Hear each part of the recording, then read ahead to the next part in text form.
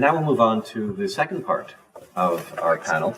This is the World Federation of Hemophilia panel discussion on adherence to record keeping with the use of clotting factor concentrates.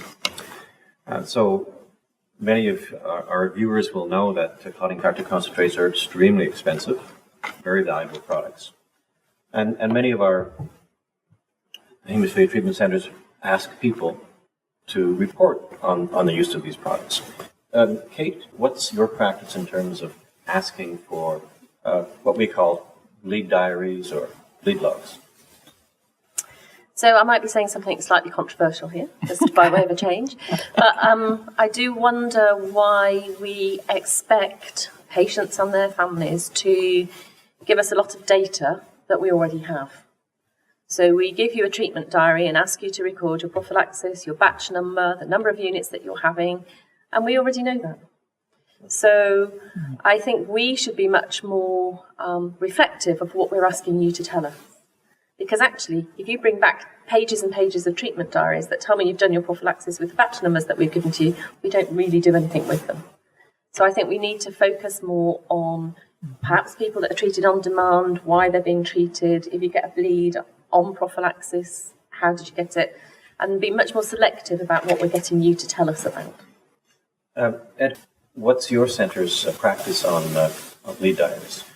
I believe we ask for them, but I don't think we do a lot of follow-up.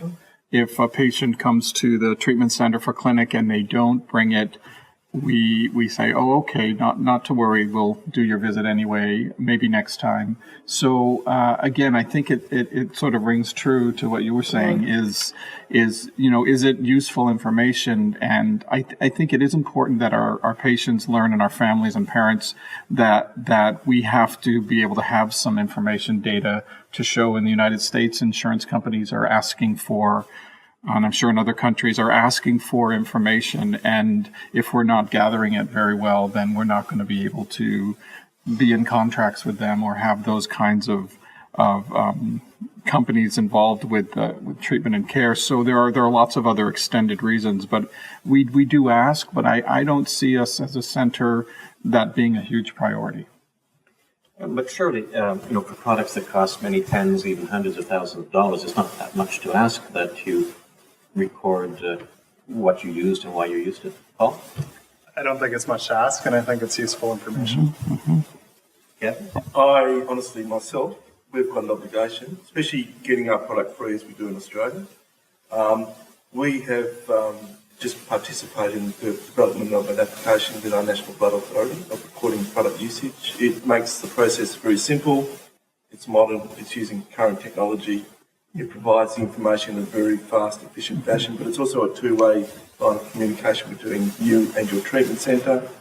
I think as a patient, we're using this stuff. We've got a responsibility to record our usage of it because we get it for free. You can't take it for granted. And I think it's part of your treatment regimen to record your usage. So you can go to your treatment centre and you can analyse and discuss your treatment regimen. It might not be correct for you. So the best way to record that is through recording your treatment usage. I'm hearing two stories here. The patients say, yeah, no problem, we'll fill out the treatment diaries. And the social worker and the nurse are saying, we don't see the point. Well, that's not quite what I said. I said I don't think it's too much to ask, and that I think it's useful information. But it's not too much to ask, but you don't necessarily respond. Right.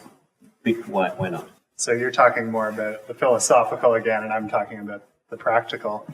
I think a few reasons. One, after you've taken an infusion, quite often you're bleeding quite a bit from your arm. So it's not an immediate thing that you do. So there's usually a little bit of a gap between when you take the infusion and when you would fill out the diary. And who knows what else is going to happen in life in those couple of minutes. Someone comes to the door, the phone rings, you need to rush to work. It doesn't always happen right away. And if you haven't done it right away,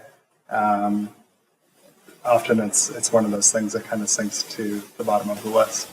So, I hear that it's a responsibility, it's an expensive product, and the people who repair it say, well, you need to be responsible.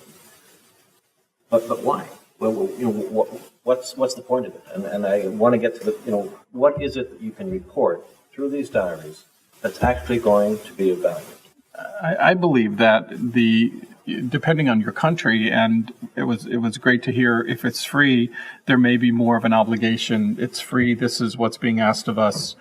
We should step up and do that. And in countries where we have insurance and we have to report certain data that they ask for this to work, I believe for the research and us being able to understand how bleeds are working and to get in between some of those bleeds and understanding what's behind them, that's the in-between stuff that I believe all of us in this community are looking for, is to better treat and have protocols and criteria for, over-treating, under-treating. I think we're really learning because of some of these logs and because of the push that we know that it is more subjective.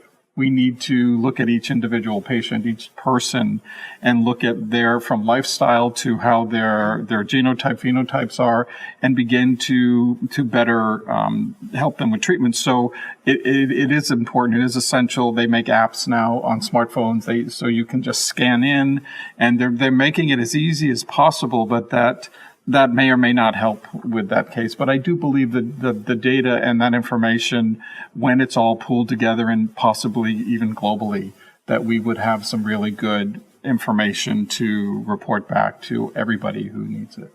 I think we have to be quite realistic here about it's okay if you're a single man and you've only got yourself to treat. If you're the mum of 3 children with haemophilia and you maybe don't read or write and you maybe don't have access to the internet, what we need you to be doing is to be treating your children, not recording that you've treated your children.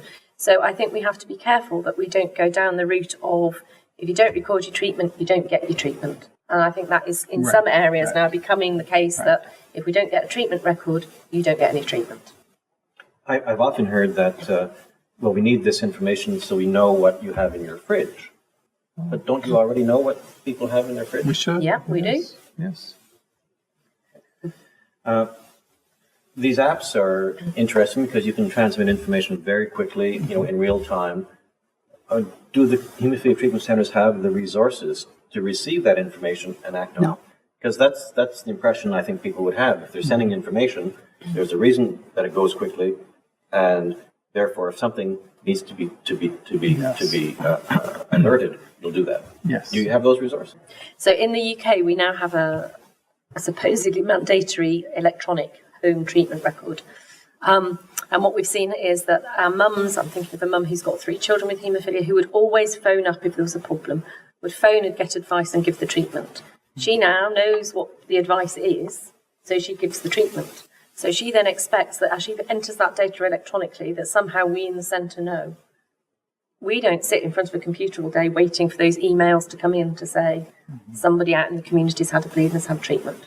So it potentially makes communication more difficult and not easier. What's your feeling on that, Gavin? You've said that you think this is a good thing, and they're saying, well, it has its limits. I think everything has its limits, but I think generally it's a good idea. I mean, there's complications in your life these days. Everyone needs time for.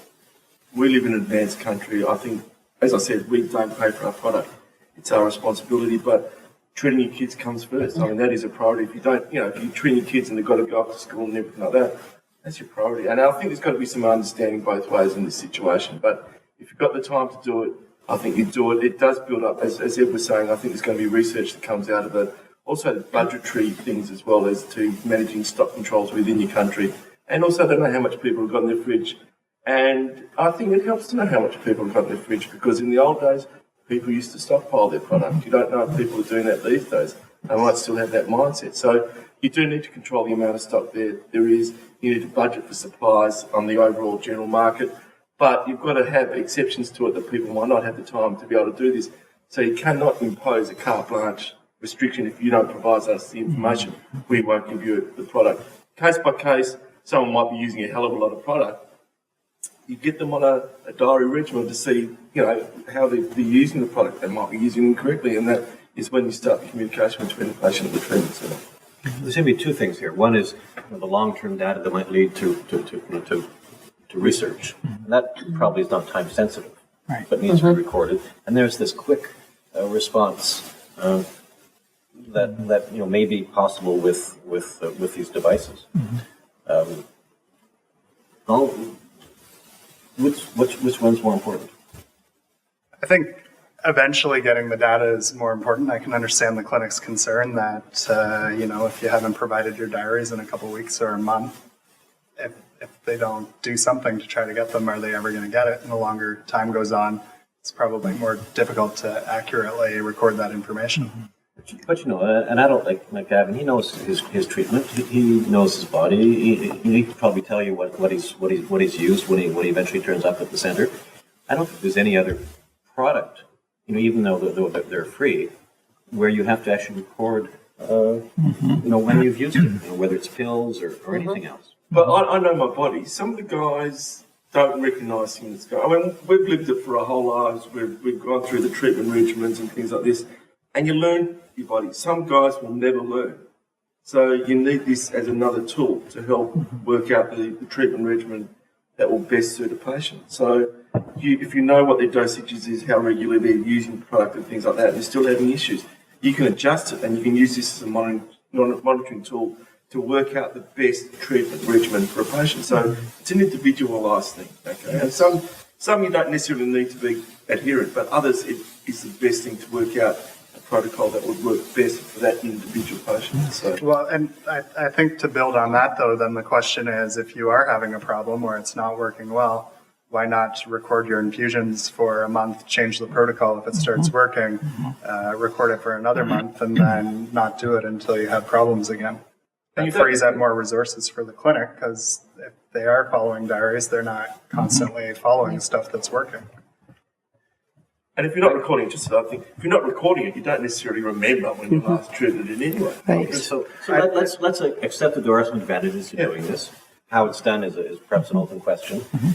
What would be the carrot and the stick? So the carrot that would actually encourage, and what are some of the things that don't encourage? For example, I've certainly heard clinic directors say, if they don't do it, we'll give them one dose. Yes. We'll make them come in. Yes. David, that's what I like to call the nuclear option. And I don't think it should be part of clinics' arsenal. And to be quite frank, I think that national member organizations should take a very strong position on this with the medical groups that they interact with. It is crazy to me to deny a primary treatment to receive at what best can be described as a secondary treatment for a bleed. So if you are telling someone they need to come into the emergency room to receive their factor, and they live in economically developed country in which products available and best practice treatment is to have it at home, you are taking a risk that they are going to bump their head, need factor immediately, potentially be alone, not have access to an ambulance or a car, maybe be someone who can't drive, have an ambulance crew show up and maybe someone doesn't have their medical alert on, and you've denied them best practice treatment. So you're against the stick. What I would say is that if that happened to me, I would certainly be consulting a lawyer. I think if you stretch this out a little bit further, and I certainly see the valid point coming from, again, maybe one perspective in the United States. It depends who's driving the train of who needs that data. And if, for example, if we're held to as a treatment center to present that, to maintain contracts with insurance companies who will then pay for the factor that we need to get to them, and they will say, if you don't give us this data, we will no longer pay for this person's factor, which means they don't get to have it. You can order it, we can put the prescription through, but the insurance company has to approve that we will pay for this. And if they're saying to us, and this is another dramatic example, but it's also real, unless we have these records that we need to see that this is really true, we're not going to release the prescription so you won't get it out in wherever you live, and you won't. And it may be, again, part of a U.S. model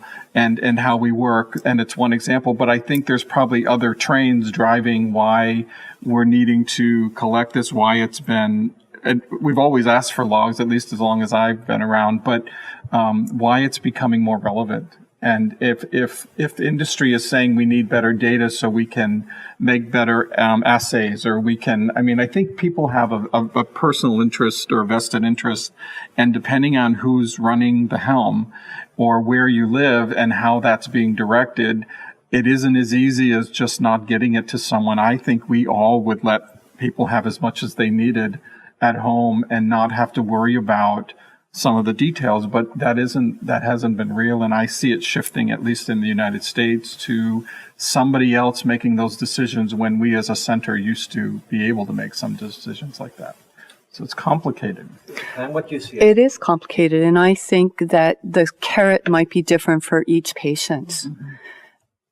When people are going along and putting their information in, and they're going to the clinic every 6 months, and somebody a couple of hours before the patient comes in has the time, it's not a criticism, it's about staffing and resources, looks at it and says, whoa, there's a problem there.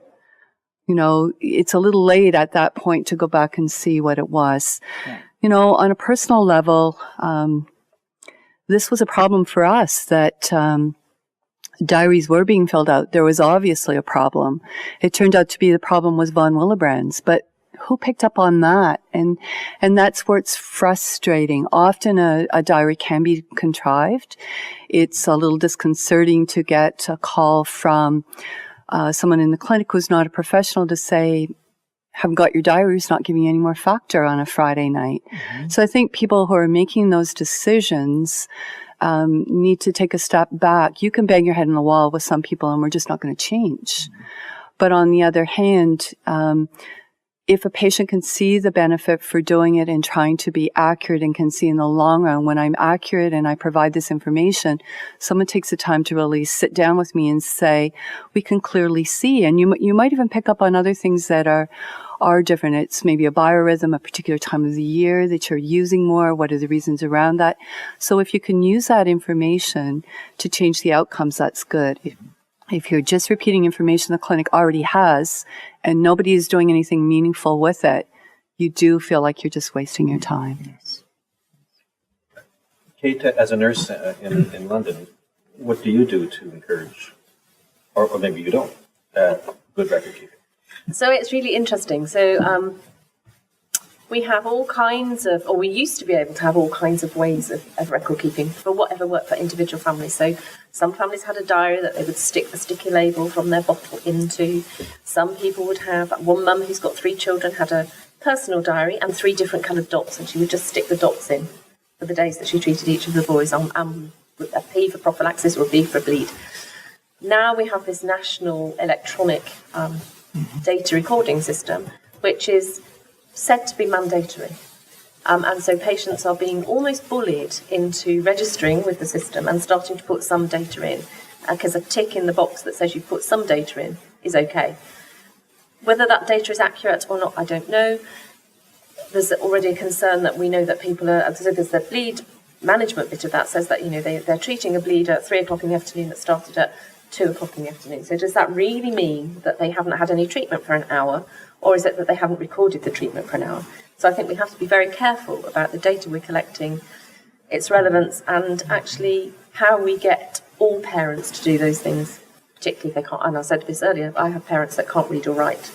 So if they can't read or write, we can't get them to do it. So any kind of data that they give us is good data. I know those parents treat the children, and that's the important thing. Okay, I'll open it up for last comments on infusion logs, diaries, whatever you'd like to say. This nuclear option piece is very important to me. I think the problem with the stick method is that,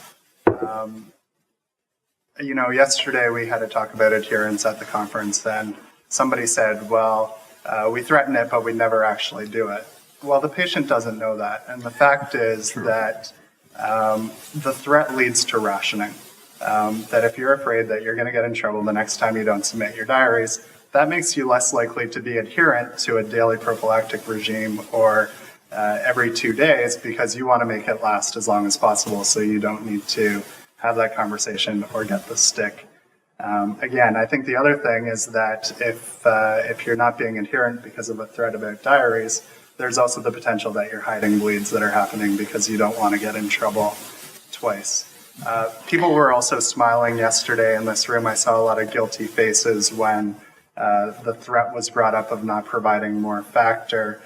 someone in the room had mentioned that, well, who cares? The diaries are all just made up anyway. And it was specifically with reference to the threat. And I looked around the room and saw a lot of people that I know who are people with hemophilia who had very guilty looks on their face. So the other thing is that if we're collecting data to have an accurate pattern of people's bleeds or how products being used in a country, threats certainly aren't helping to improve the accuracy of the diaries that are received. I think you make a very good case that this is unacceptable. What about a smaller stick where they say, well, you're not very good with your infusion logs. I'll give you 2 doses to have at home, and when you always keep 2, but you're not going to have the regular supply that you used to have.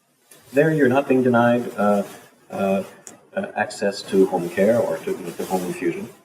You probably are not at risk. Would that be acceptable? So what happens when you don't fill out the diary for those 2? You're denied product, I assume? You only get 2. No, you get 2.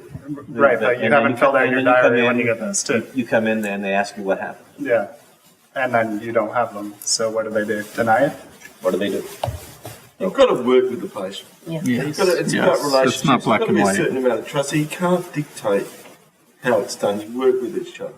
And if you're going to dictate and treat the patient like a child, there's less chance they're going to be adherent. Okay?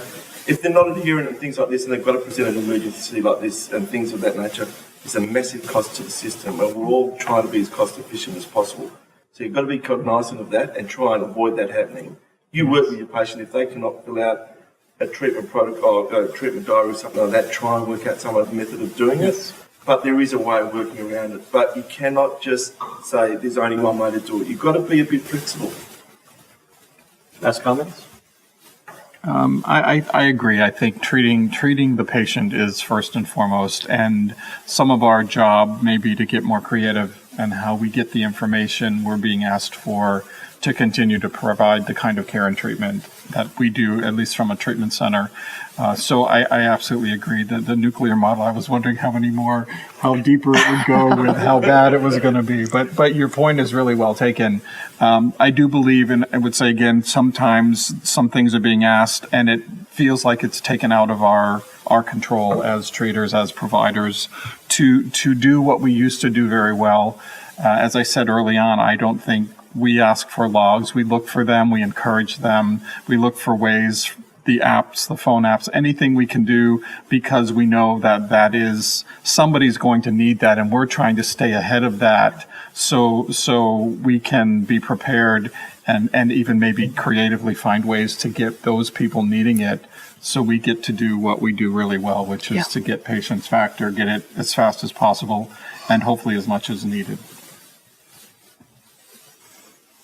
Well then, I'd like to thank the entire panel for this discussion on adherence to infusion logs. Thank you. Thank you.